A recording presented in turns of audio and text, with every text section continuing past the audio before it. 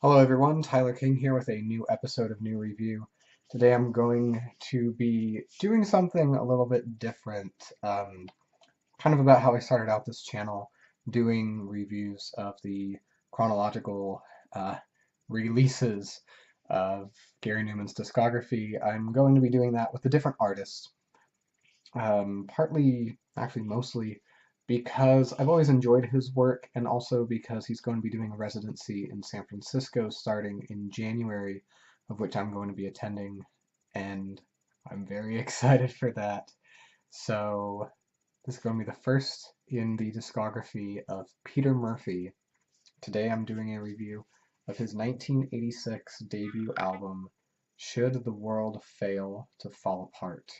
This is the first solo release of his since following the dissolution of Bauhaus in 1983, as well as his previous project Dolly's Car, which was his collaboration with McCarn of Japan, which really only released one album in 1984. It would regroup to make one final release a few years ago, right around the time that McCarn passed away. But this, Should the World Fail to Fall Apart, is going to be the very first full-fledged single solo Peter Murphy album. Now, the interesting thing about this album is that it does have a bit in common with the style of the Dolly's Car album, in that it is it's a bit 80s sounding at times, and it's not going to be as dark as any release that Bauhaus had done up to this point. The album is going to be produced by Peter Murphy, Jerry Kitchingham, Howard Hughes, and Ivo Watts Russell, who's actually the founder of the 4AD record label, who had bands such as Cocteau Twins, This Mortal Coil, Modern English, Pixies, the list goes on. The album also has a host of guest musicians, including John, and I really hope I don't mispronounce his name because I've always really loved his guitar playing, John McGeoch, who played with Magazine, Susie and the Banshees, Public Image Limited. Daniel Ash from Bauhaus actually makes an appearance on the song The Answer is Clear. And also Martin McCarrick makes an appearance on this album as well. Martin McCarrick, just like John McGeoch, would go on to be a member of Susie and the Banshees. He did also play on one or two albums by This Mortal Coil. The album does feature two covers. The first one is going to be The Light Pours Out of Me by Magazine, and the second one is going to be Final Solution by Pere Ubu.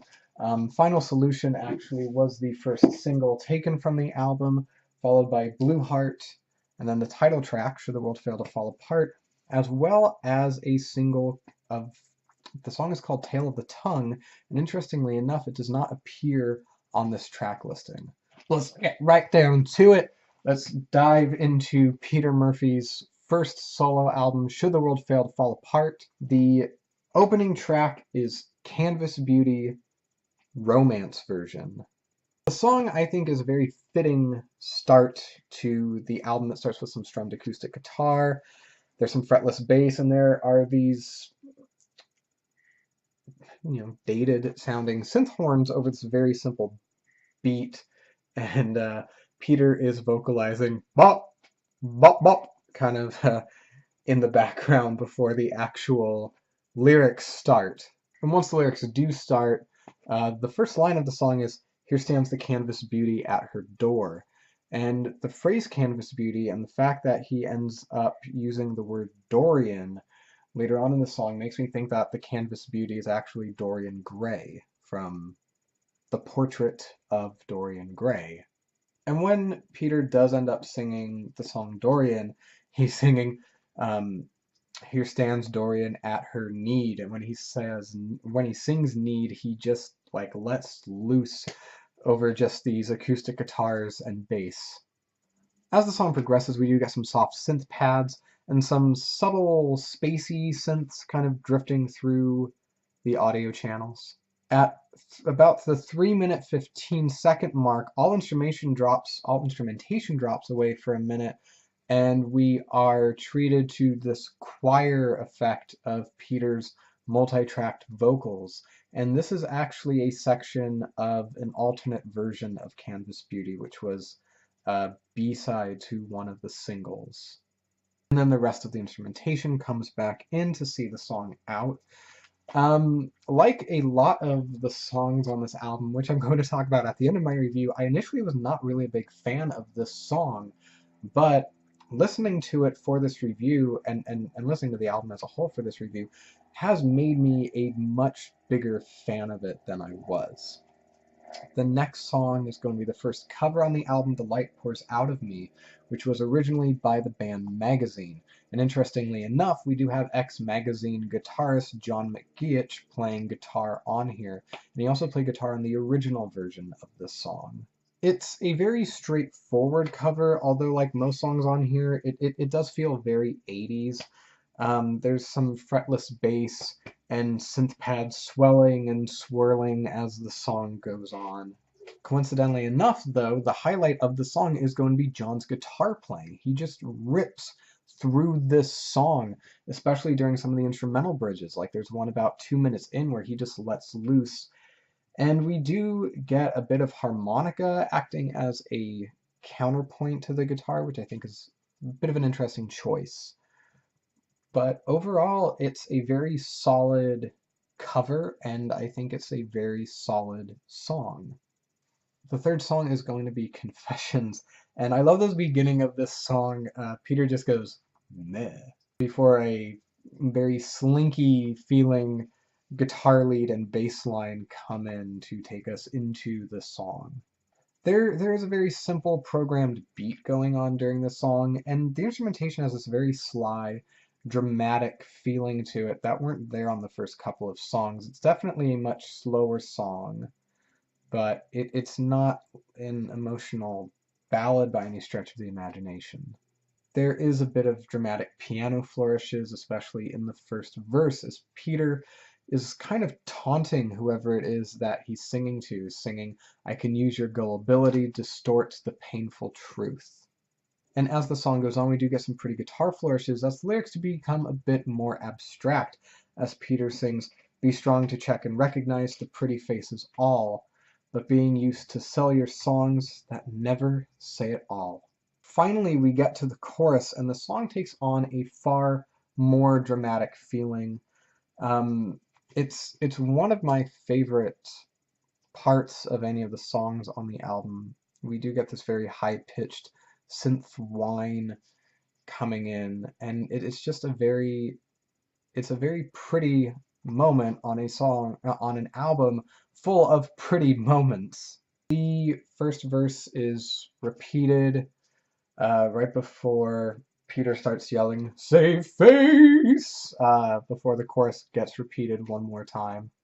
We do get some more guitar noodling, some more reverbed piano notes before the chorus is repeated again using a different vocal melody, and the song ends and we're just left with Peter's disembodied voice to see us out of this song.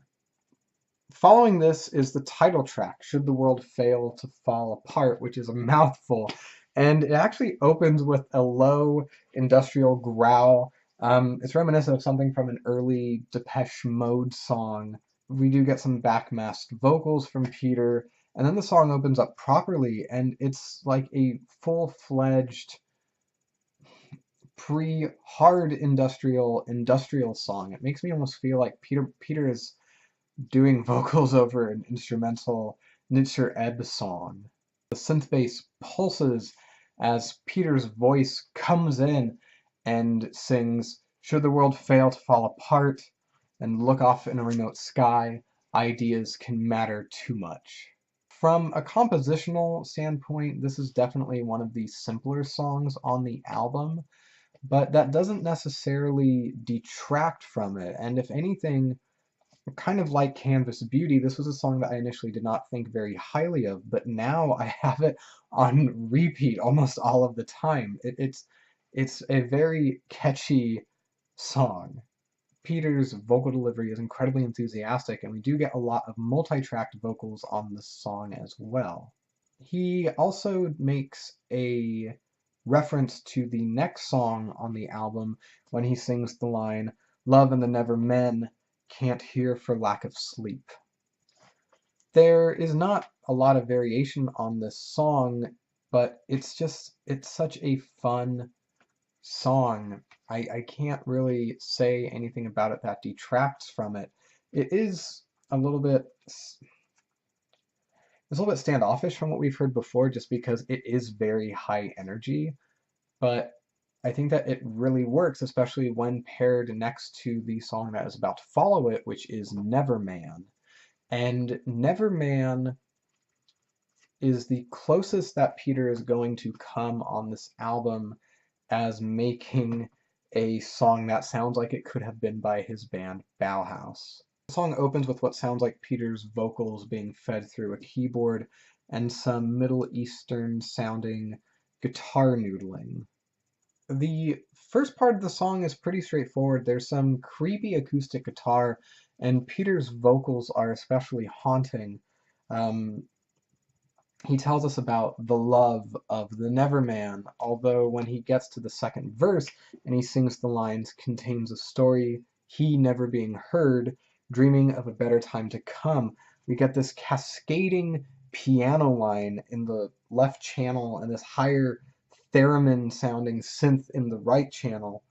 Um, and as the song goes on, during the third verse, we do get a sharper synth lead put to the forefront of the instrumentation, which does lend a further otherworldly feeling to this already kind of creepy sounding song.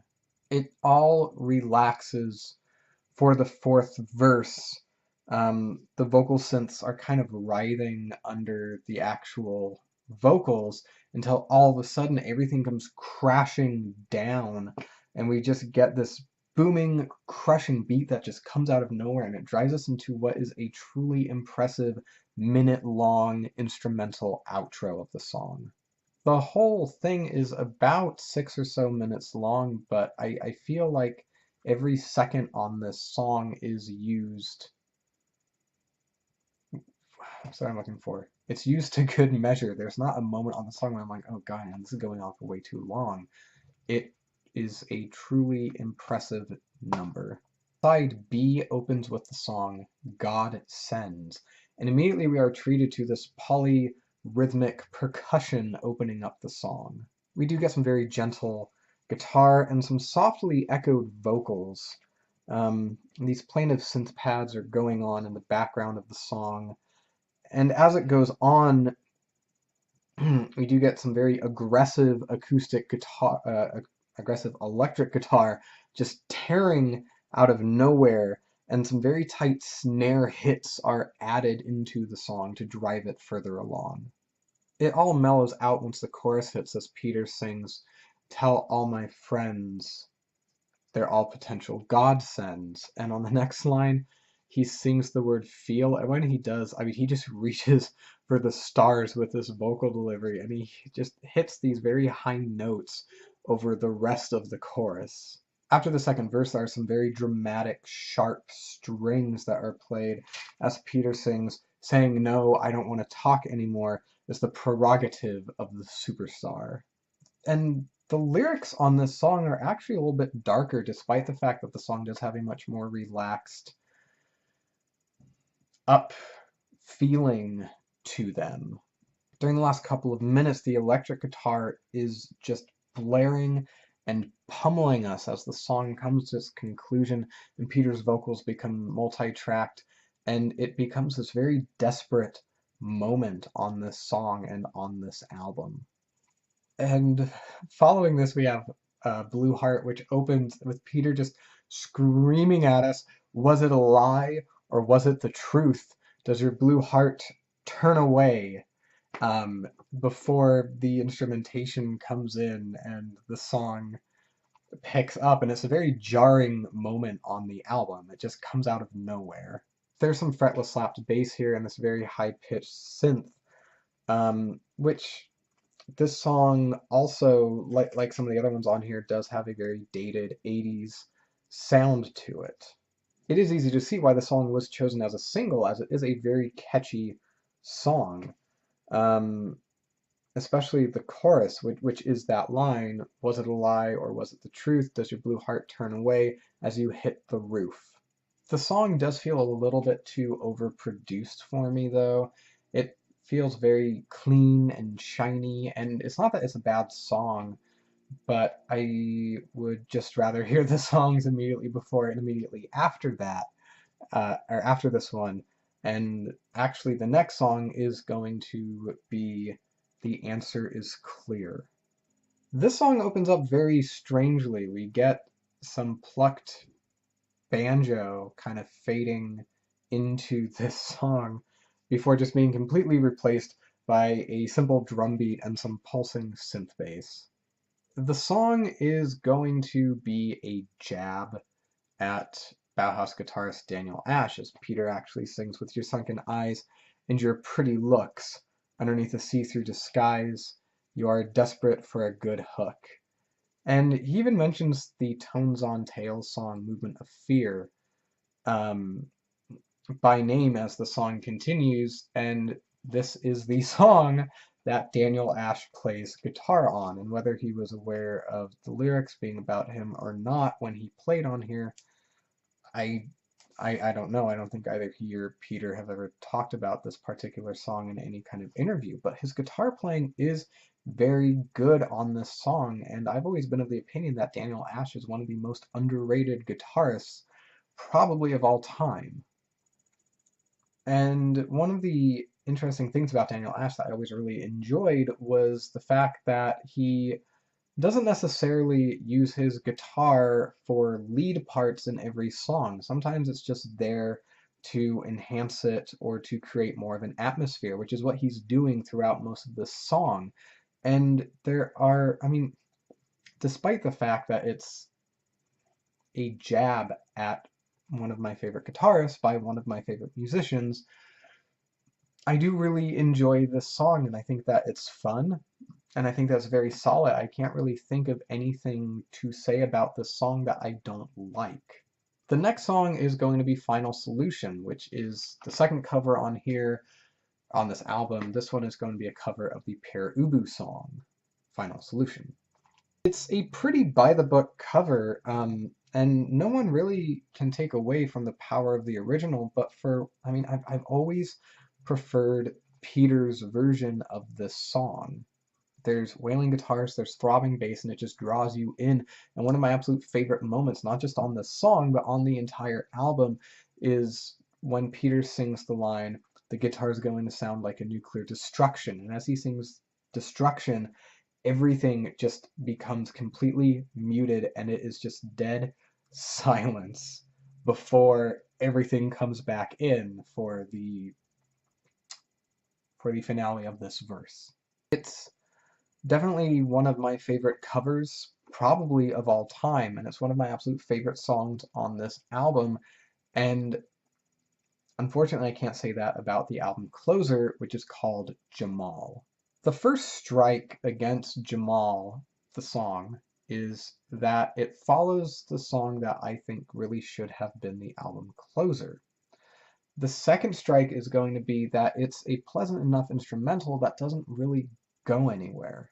There are these fake sounding synth strings and horns, and I feel like it tries to be more dramatic than it actually is. There is some nice piano playing throughout the song, but it's really not enough to save it, and I am a little bit confused about why it was kept on the album, especially when Final Solution, not just as a title, but the song itself really does feel like a more appropriate closer here. But at the end of the day, you can't go back in time, you can't change it. The closing track is Jamal, and that is going to be Should the World Fail to Fall Apart by Peter Murphy. Like I said about some of these songs as I'm reviewing them, this was not really a favorite Peter Murphy album, and actually before I went back and listened to it for this review, I would go so far as to say that this was maybe my least favorite Peter Murphy album. And I think I really only had given it maybe 3 or 4 listens, and I just wanted to hear other work of his. But going back to it, I actually very much enjoy this record. I think that from front to back, it is incredibly solid, and it does have a couple of songs on here that I'm not necessarily a big fan of, but more, I would say around half of the songs on here are ones that I now absolutely love. And I would say that 3 or 4 of the songs on here would rank up there with Peter Murphy's best. Now, it is a little bit dated sounding in some parts, especially the production. The emphasis on programmed drums throughout almost the entire album can be a deterrent for some people, and I do think that it mostly works, but there are a couple of spots where it doesn't. Notably, the final song on here, Jamal, or I think that Blue Heart still just is not a song that really reaches out and grabs me like it should, especially considering the fact that it was a single released from the album. There's just so much good on here that I, I can't I can't knock the album. And it's really funny because it went from being possibly my least favorite Peter Murphy album to now being probably in my top 2 or 3 favorite Peter Murphy albums. I've seen him 8 times now, and none of the times that I've seen him has he played anything from this album, which I guess is understandable because, like I said, most of it does have a very dated feeling to it. But even Final Solution, I think, would work in a contemporary set list of his.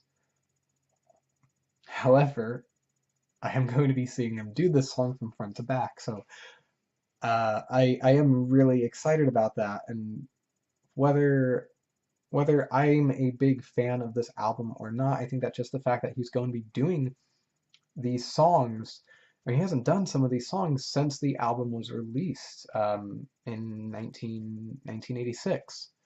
So the fact that he's going to be playing them for the first time in 32 years is in and of itself exciting to me, and it gets me more excited when I listen to these songs.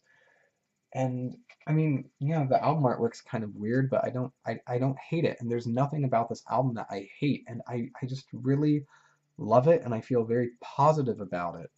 And when I originally wrote my review of it, I gave it a rating that now that I've listened to it even more, I think is unfair. But before I give the rating, I'm going to say what my favorite songs are. First, I'm going to say my least favorite songs because those are a little bit easier. Okay, so the track listing isn't on the back. It's on the inside gatefold. So I would say least favorite songs are going to definitely be Jamal. I would say Blue Heart, and probably The Light Pours Out of Me. Although The Light Pours Out of Me is a song that I enjoy, I guess just at the end of the day I don't enjoy it as much as I enjoy the rest of the other songs on here that aren't Blue Heart or Jamal. Favorite songs on here would have to be, boy, all right, top three. Top three would be Should the World Fail to Fall Apart, Neverman, and Final Solution. I think all 3 of those are super solid, and if you are going to want to explore this album, I do think that those 3 songs do. Actually, they probably help to encompass most of the themes on this album a bit better than a selection of any other 3 songs would, but that's just my bias because I really enjoy this album. Now, when I originally wrote this review and I was planning on recording it, I'd originally given this album a 7 out of 10, which now that I'm thinking on it does seem a little bit unfair because the highs on this album are very high and the lows actually aren't that low. So I would go so far as to give this album a pretty solid 8 out of 10. Like I said, there's not really anything on here that I don't enjoy, and I really do love a fair number of the songs on here. I think that if you're a Peter Murphy fan, though, this isn't necessarily indicative of his sound. he really starts to find himself more on the second album, Love Hysteria, than he does on here. But I think that's another thing that I enjoy so much about this album is that it's the Peter Murphy album that, I mean, it doesn't sound like any other Peter Murphy album, and it's more lighthearted in some spots, and it's definitely a lot more poppy in some parts than really anything else he would do going forward. And it's just such an interesting album to listen to, especially once you are more familiar with Peter Murphy's discography. And I just I really enjoy this album. So that is it. Should the world fail to fall apart? 8 out of 10. So what did you think of my review? Do you love it? Do you hate it? Is this your favorite Peter Murphy album, or is this your least favorite Peter Murphy album? I really hope it's not. But feel free to leave any comments, questions, critiques in the comment box below. I will get back to you if I can. And I will definitely see you for the next installment, which is going to be for the Love Hysteria album. But in the meantime, this is Peter Murphy's Should the World Fail to Fall Apart, 8 out of 10. This is Tyler King with NuReview. I will see you next time. Thank you for watching.